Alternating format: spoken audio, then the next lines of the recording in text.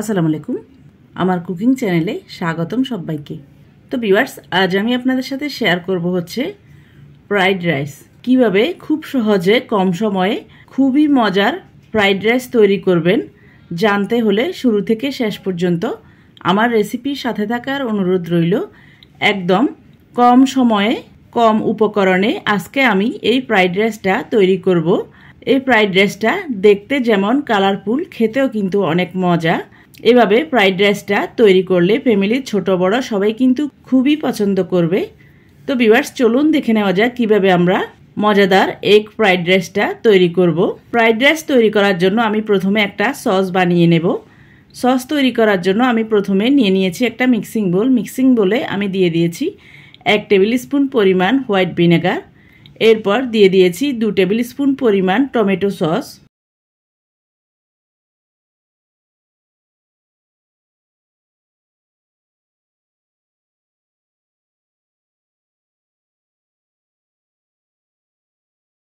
এরপর দিয়ে দিয়েছি 2 টিস্পুন পরিমাণ সয়া সস।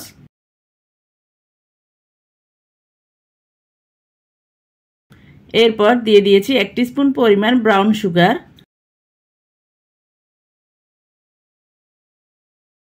এরপর সবগুলো উপকরণ ভালো করে মিক্স করে নেব। ব্যাস, তাহলেই তৈরি হয়ে যাবে আমাদের ফ্রাইড রাইসের জন্য স্পেশাল সস। তো ভিউয়ার্স, দেখলেন তো কত সহজে আমাদের ফ্রাইড রাইসের জন্য সসটা তৈরি হয়ে গেল। এরপর আমরা চলে যাব রান্না করতে। ফ্রাইড রাইস রান্না করার জন্য আমি প্রথমে চুলায় একটা পাতিল বসিয়ে দিয়ে দিয়েছি 3 থেকে 4 টেবিল স্পুন পরিমাণ তেল।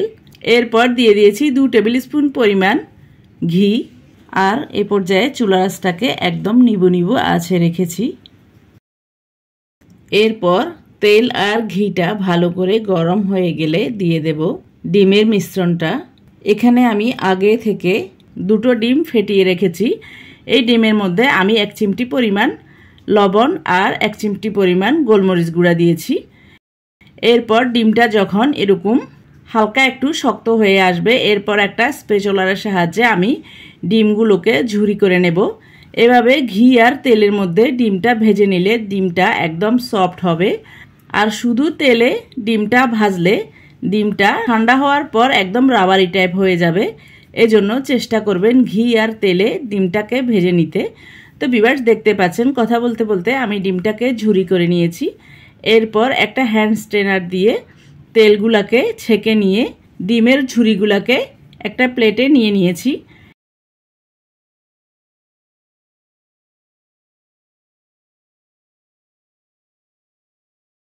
এরপর সে একই তেলে দিয়ে দিয়েছি 1 টেবিল স্পুন পরিমাণ চপ করা আদা। এরপর দিয়ে দিয়েছি 1 টেবিল স্পুন পরিমাণ চপ করা রসুন।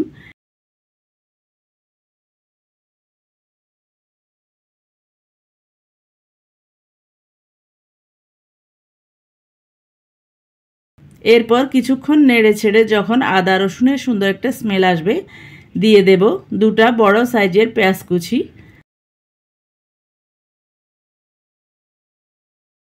এরপর দিয়ে দেব 5-6টার মতো কাঁচামরিচ। কাঁচামরিচটাকেও আমি একদম কুচি করে নিয়েছি। এরপর সবগুলো উপকরণ ভালো করে নেড়ে ছেড়ে একটু সফট করে ভেজে নেব। এখানে আমি পেঁয়াজটাকে শুধু একটু সফট করে ভেজে নেব, গোল্ডেন ব্রাউন করব না। এরপর পেঁয়াজটা যখন একটু সফট করে ভাজা হয়ে যাবে, দিয়ে দেব 1/2 কাপ পরিমাণ লাল ক্যাপসিকাম, দিয়ে দেব 1/2 কাপ পরিমাণ সবুজ ক্যাপসিকাম। এরপর দিয়ে দেব স্বাদ মতো লবণ, দিয়ে দেব 1/2 টিস্পুন পরিমাণ গোলমরিচ গুঁড়া। এরপর সবগুলো উপকরণ ভালো করে নেড়ে ছেড়ে ভেজে নেব। তো ভিউয়ার্স, এই পর্যায়ে চুলার আঁচটাকে হাই হিটে রেখেছি। হাই হিটে না রাখলে ক্যাপসিকামটা একদম সেদ্ধ হয়ে যাবে। এই ক্যাপসিকামগুলোকে বেশি ভাজবো না। ক্যাপসিকামের ক্রাঞ্চিনেস থাকা অবস্থায় আমি দিয়ে দেব আগে থেকে তৈরি করে নেওয়া সস। এখানে আমি আরও একটু পানি মিশিয়ে নিয়েছি। এরপর সসটা দিয়ে আমি কিছুক্ষণ নেড়ে ছেড়ে যখন একটু শুকনো টাইপ হয়ে যাবে, ওই পর্যায়ে দিয়ে দেব আগে থেকে সেদ্ধ করে নেওয়া রাইস। এখানে আমি চিনি গুঁড়া রাইসটা নিয়েছি। এই রাইসটাকে আমি আগেই সেদ্ধ করে নিয়েছি।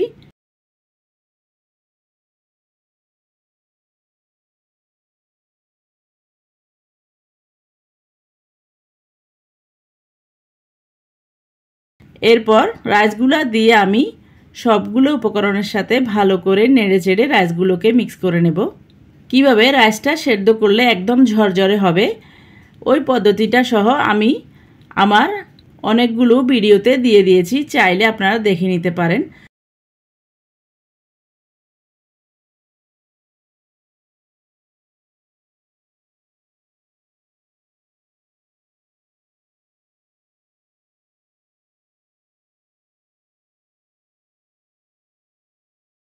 তো ভিউয়ার্স দেখতে পাচ্ছেন কথা বলতে বলতে সবগুলো রাইস আমি মিক্স করে নিয়েছি। আর এ পর্যায়ে দিয়ে দেব আগে থেকে ঝুরি করে রাখা ডিম।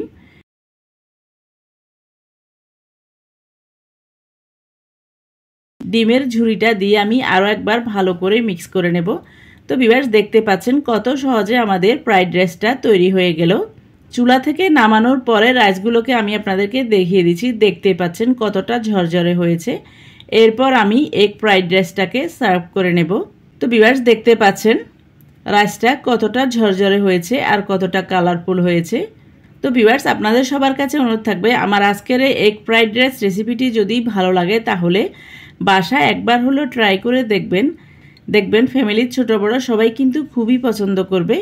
আর বাসায় কোনো মেহমান আসলে ঝটপট এই ফ্রাইড রাইসটা বানিয়ে নিতে পারেন খুব কম সময়ে কম উপকরণে। দেখবেন মেহমানরাও কিন্তু খেয়ে খুবই খুশি হবে। এই ফ্রাইড রাইসটা দেখতে যেমন কালারফুল, খেতেও কিন্তু অনেক মজা। তো ভিউয়ার্স আপনাদের সবার কাছে অনুরোধ থাকবে আমার আজকের এই এগ ফ্রাইড রাইস রেসিপিটি যদি ভালো লাগে তাহলে বাসায় একবার হলেও ট্রাই করবেন। আর নতুন কোনো রেসিপি পেতে চাইলে আমার চ্যানেলে কমেন্ট বক্সে কমেন্ট করে জানাবেন, আমি আপনাদের সাথে অবশ্যই শেয়ার করার চেষ্টা করব। তো ভিউয়ার্স আবারও আমার রেসিপিটি ট্রাই করার অনুরোধ জানিয়ে আমার চ্যানেলকে লাইক কমেন্ট শেয়ার ও সাবস্ক্রাইব করার অনুরোধ জানিয়ে আজকের মতো এখানে বিদায় নিচ্ছি। আবার দেখা হবে নতুন কোনো ভিডিওতে নতুন কোনো রেসিপি নিয়ে।